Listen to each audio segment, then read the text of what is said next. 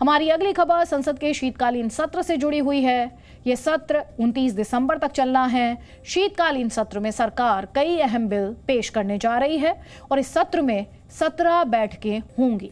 इससे पहले कल सरकार ने सर्वदलीय बैठक बुलाई, जिसमें सदन का कामकाज सुचारू रूप से चलाने सहित कई मुद्दों पर बात हुई। इस सर्वदलीय बैठक में कांग्रेस से अधीर रंजन चौधरी, तृणमूल कांग्रेस से सुदीप बंदोपाध्याय, डेरेक ओब्रायन समेत कई नेता शामिल हुए। वहीं आज विपक्ष के नेताओं ने भी संसद सत्र को लेकर बैठक की। कांग्रेस अध्यक्ष मल्लिकार्जुन खड़गे की ओर से बुलाए गए इस बैठक में आम आदमी पार्टी और टीएमसी ने भी हिस्सा लिया। इसके अलावा आरजेडी, राष्ट्रवादी कांग्रेस पार्टी और नेशनल कॉन्फ्रेंस के नेता भी इसमें शामिल हुए। विपक्ष का इस सत्र में चाइना के साथ सीमा का मुद्दा, अर्थव्यवस्था से जुड़े हुए हालात, महंगाई, ईडब्ल्यूएस आरक्षण जैसे मुद्दों पर सरकार को घेरने की विपक्ष की योजना है। इस सत्र में सरकार की 16 बिल पेश करने की प्लानिंग है, जिसमें कुछ बिल बेहद अहम हैं। इन 16 बिलों में एक अहम बिल बहुराज्यीय सहकारी समितियां अमेंडमेंट विधेयक 2022 है। इस विधेयक के जरिए सहकारी समितियों में शासन को मजबूत करने, पारदर्शिता और जवाबदेही बढ़ाने और चुनावी प्रक्रिया में सुधार करने की तैयारी है। इसके अलावा इसी सत्र में राष्ट्रीय दंत चिकित्सा आयोग विधेयक भी पेश किए जाने की संभावना है। इस विधेयक में राष्ट्रीय दंत चिकित्सा आयोग की स्थापना, दंत चिकित्सक कानून और 1948 को रद्द करने का प्रस्ताव है। इसके साथ ही राष्ट्रीय नर्सिंग आयोग संबंधी विधेयक भी पेश किए जाने की संभावना है, जिसमें राष्ट्रीय नर्सिंग आयोग स्थापित करने एवं भारतीय नर्सिंग परिषद कानून 1947 को रद्द करने का प्रस्ताव है। इस सत्र में व्यापार चिन्ह संशोधन विधेयक 2022 भी पेश होने वाला है। ट्रेडमार्क के लिहाज से ये बिल बेहद अहम रहने वाला है और इस पर भी काफी चर्चा हो सकती है, क्योंकि ये बिल पारित हो जाता है तो एक आवेदन के बाद ही ट्रेडमार्क दिया जा सकता है। इसके अलावा इस बिल के पास होने के बाद ट्रेडमार्क आवेदनों की प्रक्रिया में भी तेजी आएगी। अब हम आपको सुनाते हैं शीतकालीन सत्र को लेकर प्रधानमंत्री मोदी ने आज मीडिया से बातचीत में क्यों कहा कि शोर नहीं, काम होना चाहिए।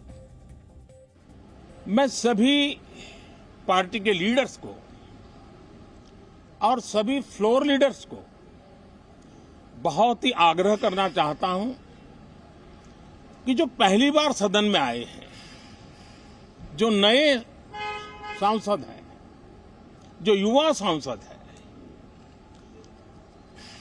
उनके उज्जवल भविष्य के लिए और लोकतंत्र की भावी पीढ़ी को तैयार करने के लिए हम ज्यादा से ज्यादा अवसर उन सबको दें, चर्चाओं में उनका भागीदारी बढ़े।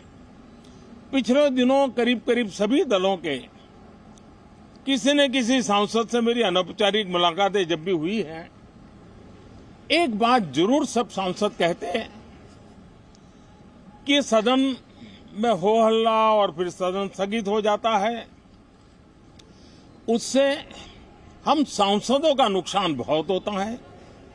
युवा सांसदों का कहना है कि सत्र न चलने के कारण, चर्चा न होने के कारण हम जो यहां सीखना चाहते हैं, हम जो समझना चाहते हैं, क्योंकि ये लोकतंत्र की बहुत बड़ी विश्वविद्यालय है, हम उससे अछूत रह जाते हैं, हमें वो सौभाग्य नहीं मिल रहा है। ये G20 समिट ये सिर्फ एक डिप्लोमेटिक इवेंट नहीं है, लेकिन ये G20 समिट एक समग्र रूप से मैं भारत के सामर्थ्य को विश्व के सामने प्रस्तुत करने का अवसर है। इतना बड़ा देश, मदर ऑफ डेमोक्रेसी, इतनी विविधताएं, इतना सामर्थ्य, पूरे विश्व को भारत को जानने का एक बहुत बड़ा अवसर है और भारत को पूरे विश्व को अपना सामर्थ्य जताने का भी बहुत बड़ा अवसर है। हम आपको बता दें कि हर वर्ष 3 बार संसद सत्र आयोजित किया जाता है। इसकी शुरुआत बजट सत्र से होती है, जो साल की शुरुआत में होता है। सबसे लंबे वक्त तक यही सत्र चलता है और इसी सत्र में बजट पेश किया जाता है। इसके बाद जुलाई अगस्त में मॉनसून सत्र का आयोजन किया जाता है और फिर आखिर में शीतकालीन सत्र या विंटर सेशन आप इसे बुला सकते हैं। सामान्य तौर पर विपक्ष के हंगामे की वजह से संसद सत्र के कई घंटे बर्बाद हो जाते हैं और ये बर्बादी टैक्स पेयर्स के पैसे की है। ऐसे में ये उम्मीद की जानी चाहिए कि इस बार संसद सत्र में ज्यादा से ज्यादा काम हो और सत्र का महत्वपूर्ण समय हंगामे में बर्बाद ना हो, जैसा कि प्रधानमंत्री मोदी ने भी कहा।